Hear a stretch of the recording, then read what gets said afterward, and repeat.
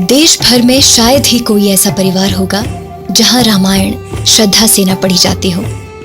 आदि कवि वाल्मीकि जी कहते हैं, जब तक पहाड़ खड़े हैं और नदियां बहती रहेंगी, तब तक रामायण मानव जाति के हृदय को आंदोलित करती रहेगी और उन्हें पाप से बचाएगी। हमारी पहाड़ी भाषा में भी रामायण का अपना महत्व है। पहाड़ी लोक रामायण में लोक जीवन को व्यक्त करने वाली परंपराएं और मान्यताएं सरल शैली और भावना युक्त वाणी में प्रस्फुटित होती है। डॉक्टर देवकन्या ठाकुर के साथ आप सुनिए हिमाचल में प्रचलित लोक रामायण के प्रसंग।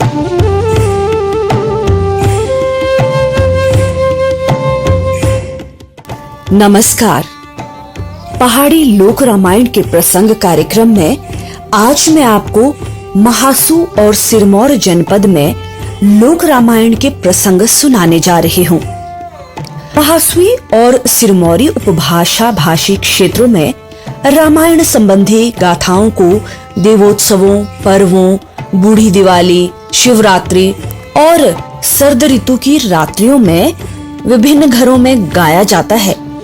गायन परंपरा के उपरांत कथा और उपाख्यान लोगों को समझाए जाते हैं। महासू और सिरमौर लोकवाणी में रामायण संबंधी गाथाएं दो रूपों में उपलब्ध होती हैं। रामायण का एक पाठ तो संपूर्ण कथा को संजोए हुए है और रामायण के दूसरे रूप में विभिन्न चरित्रों की पृथक पृथक कथाएं और रामायण के दूसरे रूप में विभिन्न चरित्रों की अलग अलग गाथाएं आती हैं। गाथा गायक पुरोहित होता है। पहले वो एक पंक्ति उच्चारित करता है, उसके पीछे उत्सव में उपस्थित दल वीर रस में लिम्बरा तथा हो कहता है। तो ब्याया हो त्रेता जुग हो तो दिलोआ हो रामे अवतार हो तो दिसाजी हो लौंका ठाए हो लांके हुआ हो आवणो राय हो लांके भीतरी हो मोड़े बनाए हो तो दी उपने हो काल कमाए हो लौंका भितरा हो राजा राम हो से डेबा हो विश्वामित्रा साथी हो जौनकपुरी हो जाई कन्या हो खोजने लाए हो तो बेलागा हो लौंके काल हो रामे देवते हो कियो जुध हो बादी काल के हो मान लो काटो हो जुधो दया हो मान लिया हो काल कमाई हो रावणो राई हो। इसके बाद त्रेता युग आया। उस समय राम ने अवतार लिया। उस समय लंका नगरी बनी। उस लंका नगरी में रावण राजा हुआ। लंका के अंदर शक्ति माँ का मंदिर बनाया। उसमें काली माँ की स्थापना की। उसके बाद सीता का हरण हुआ। राम युद्ध के लिए लंका पहुंचे। राम ने देवी के लिए मानला काटा, यानी देवी के आह्वान के लिए बेदी बनाई। लंका में अपमानित देवी राम द्वारा काटे गए मानले में आ जाती है। इसी कारण रावण का नाश हुआ। पंडित क्रमशः उत्पत्ति और घटनाओं की क्रम पूर्वक एक एक पंक्ति बोलते हैं और उपस्थित दल उसका समर्थन करता है। महासू और सिरमौर लोकवाणी में सीता का चरित्र जनसाधारण के मर्म को छूने वाला है। यहाँ की नारी सीता में अपनापन ढूंढती है। उनके लिए सीता एक साधारण स्त्री भी है, जिसके श्रेष्ठ गुणों के कारण वो देवी भी है। सीता का ममता पक्ष और देवी पक्ष इस क्षेत्र के समाज में गहरी छाप छोड़े हुए है।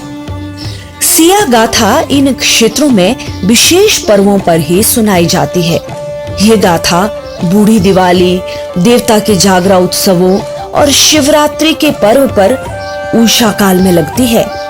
गाथा का सारांश इस तरह है लौंके कोनिया जाए रे, लौंके कोनिया जाए, खोजे कोनिए रे राश, होंदा लौंकेरा नाश, होंदा लौंकेरा नाश, लोए लोहारा बुदाए, लोए लोहारा बुदाए, लोए मानशा घोड़ाए, लोए मानशा घोड़ाए, तिंदे कोनिया पाए रे, तिंदे कोनिया पाए रे, रावण कोरला छोल, रावण कोरला छोल, आज साधुरे बेशेरे, आज साधुरे बेशेरे। लंका में कन्या पैदा हुई है, उसकी राशि खोजी गई है। कन्या के ग्रह लंका नगरी के लिए विनाशक थे। रावण ने लोहार को बुलाया और एक लोहे का कोठड़ा बनाया। उसमें उस नवजात कन्या को रखा गया। उसे वहां से जनकपुरी लाया गया और राजा जनक के बाग में दबा दिया गया। राजा का बाग सूख गया। विद्वान ब्राह्मणों को बुलाया गया और उस समस्या की खोजबीन की गई। ज्योतिषियों ने कहा कि राजा को स्वयं हल जोतना चाहिए, उस हल में चांदी की नासी हो और राजा हाली यानी कि हल लगाने वाला होना चाहिए। जैसे ही राजा जनक ने हल चलाया, वो उस लोहे के कोठड़े में फंस गया। जब उस कोठड़े को खोला गया तो उसमें नवजात कन्या मिली। जब उसकी राशि खोजी गई तो उसमें आया कि जिसने इस कन्या को यहाँ दबाया होगा उस राज्य का नाश हो जाएगा। उसका नामकरण हुआ और वो बनी सीता। फिर सीता स्वयंवर हुआ, वो राम की रानी बनी। उसके पश्चात राम को वनवास हुआ और वो राम के साथ वन को गई। उसने राम के साथ कुटिया में रहकर वन के फल खाए। रावण फिर साधु के वेश में आया। अनंतर सीता हरण हनुमान का लंका जाकर सीता को खोजना, वापिस आकर राम को सूचना देना, वानर सेना द्वारा सेतु निर्माण, राम रावण युद्ध, विशेष रूपेण मेघनाद के युद्ध का विवरण, ये प्रसंग लोक गाथाओं में उपलब्ध हैं, जिन्हें आज भी विशेष पर्वों और दीपावली जैसे त्योहारों में प्रस्तुत किया जाता है। हिमाचल के पर्वतीय क्षेत्रों में राम की महिमा का गुणगान इन लोक गाथाओं के माध्यम से इस बात की पुष्टि करता है कि हिमाचल के जन जन में राम बसे हैं। हिमाचल प्रदेश के लोअर महासुई क्षेत्र में, जैसे वर्तमान में जिला सोलन और शिमला में, लोक रामायण बलराज का गायन अश्विन मास की संक्रांति से आरंभ हो जाता है और माघशीर्ष की अमावस्या यानी बूढ़ी दिवाली तक चलता है। इन गाथाओं में सृष्टि, सिया, सिया हरण, सिया की खोज, शिबारा बाग, कलाहणु, लंकारा घेरा फेरा, रामायण जोड़ना, लाग लाना, तांबूरी गिनती, सुरग बाड़ना, महारावणा राजुद्ध, घाटी कंवारा राजुद्ध, सभी देवते के सुफल देना, सभी देवते वापस भेजने, बलि राजारा पूजन, गैरा घाटीरा ठामरू, ये सब प्रसिद्ध है। ये गाथाएं रामायण ठामरू के नाम से जानी जाती हैं। ठामरू वास्तव में लय, ताल और स्वर में गाए जाने को कहते हैं। मूलतः ये ठामरू बलराज गाथाएं ही हैं। रामायण गायन और ठामरू से पहले जब सब ग्रामवासी बलराज के स्थान पर एकत्रित होते हैं, उस समय पुरुष लोग बलराज के चारों ओर गायन आरंभ करते हैं। इसमें सृष्टि की रचना, गायन से पूर्व मुद्रा बांधते हैं जो रात से सुबह तक होती है। इस मध्य में जब प्रातः काल में इन मुद्राओं को खोला नहीं जाता, कोई भी अन्य गृहस्थ कार्य नहीं किया जाता, उसके उपरांत रामायण गायन आरंभ होता है, जिसमें सीताहार यानी कि सीताहरण की योजना और भूमिका गाई जाती है, जिसमें राम और लक्ष्मण के संवाद हैं। लक्ष्मण का पानी लाने से मना करना, सीता को पानी लाने भेजना और सीता द्वारा राम के समक्ष शर्तें रखना, सीता का पानी के लिए जाना और सोने का मृग या पक्षी देखना और खाली वापस आना और राम से हिरण मारने की जिद करना, राम का शिकार खेलने जाना और मृग को मारना। अब सीता हरण के बारे में सुनिए कि राम जी मृग को मारने चले जाते हैं, लक्ष्मण को सीता की रक्षा के लिए रखते हैं और कहते हैं कि सीता की रक्षा करना। राम मृग को मार देते हैं। इसी बीच उनको हल्की चोट लगती है। सीता लक्ष्मण को राम की मदद करने भेजती है, लेकिन लक्ष्मण नहीं मानता। वो कहता है कि राम भगवान है, उन्हें कुछ नहीं हो सकता। लेकिन सीता जिद करती है और लक्ष्मण को उलाहने देती है। अंत में लक्ष्मण रेखा खींचकर लक्ष्मण जंगल में चला जाता है। अब सियारी टोल यानी सिया को ढूंढना में क्या है, सुनिए। जब राम और लक्ष्मण वापस कुटिया में आते हैं तो सीता को वहां न पाकर सभी कमरों में ढूंढना आरंभ करते हैं। जब सीता नहीं मिलती तो राम बहुत विलाप करते हैं और लक्ष्मण को उलाहने देते हैं कि तुमसे कोई भी काम ठीक नहीं होता, न तो सीता की सुरक्षा की और न ही जंगल में मृग को मारा।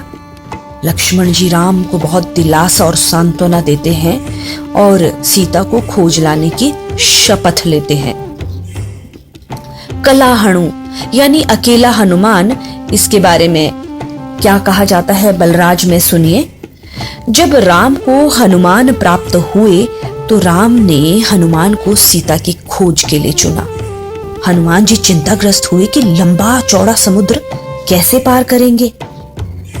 लक्ष्मण द्वारा धनुष खड़ा करना, हनुमान धनुष पर चढ़ जाते हैं, चारों दिशाओं को देखते हैं, लंका का बुरा हाल देखकर वापस उतरते हैं तो वर्णन करते हैं राम द्वारा प्रसन्न होना कि वास्तव में यही लंका है जहां रावण सीता को ले गया है।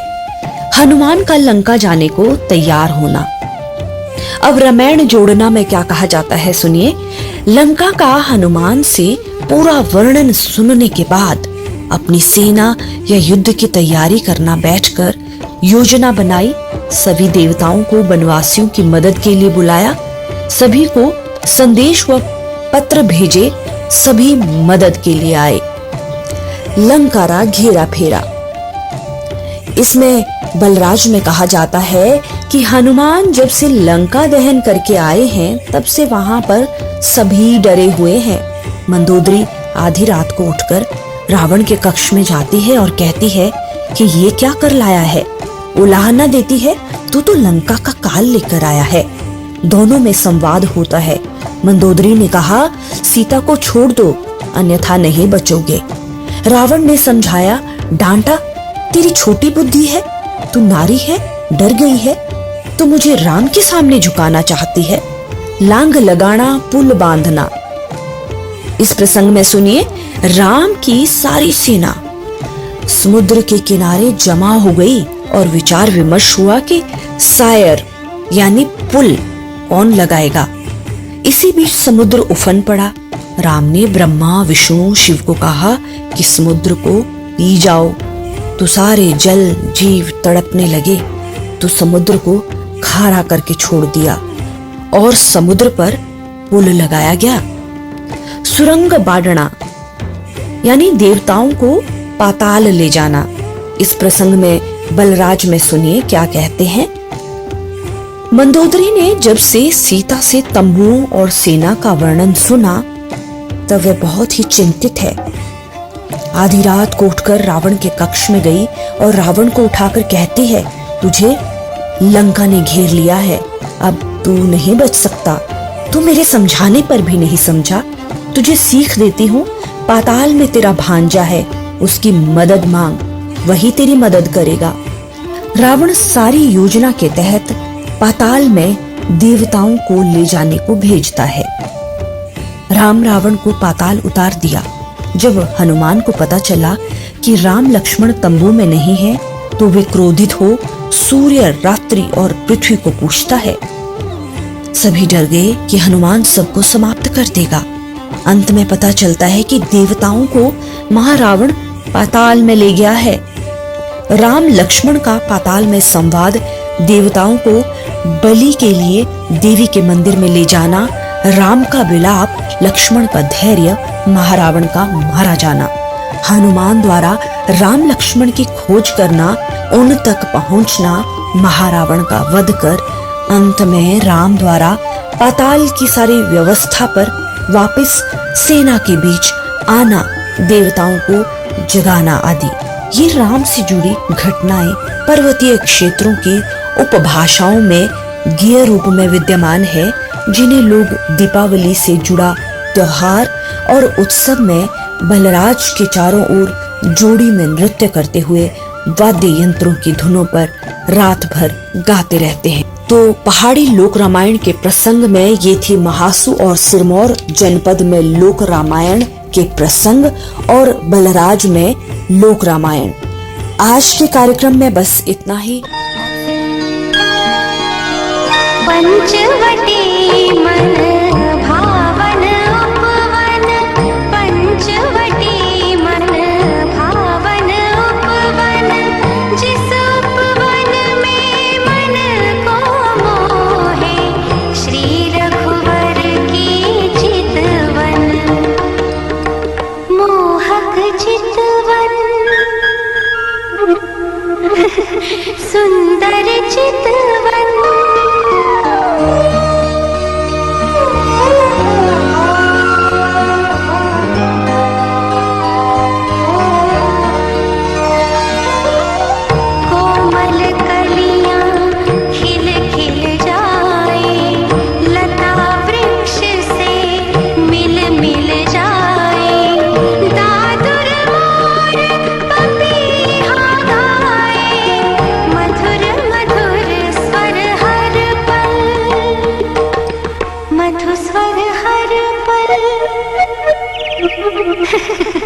मधुस्वर हर पल,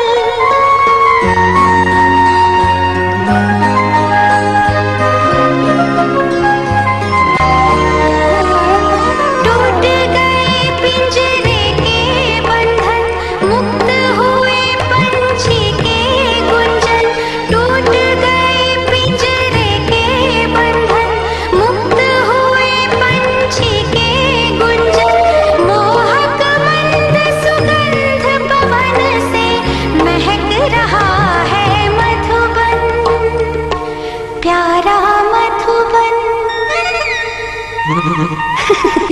मेरा मधुबन।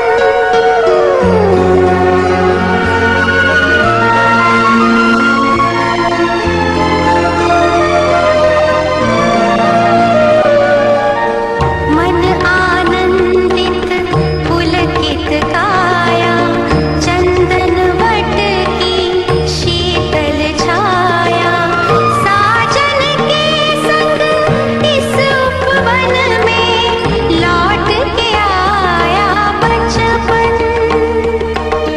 पंचवटी मन भावन उपवन। Think Global at Closer. You are listening 89.6 FM. Radio Nagar.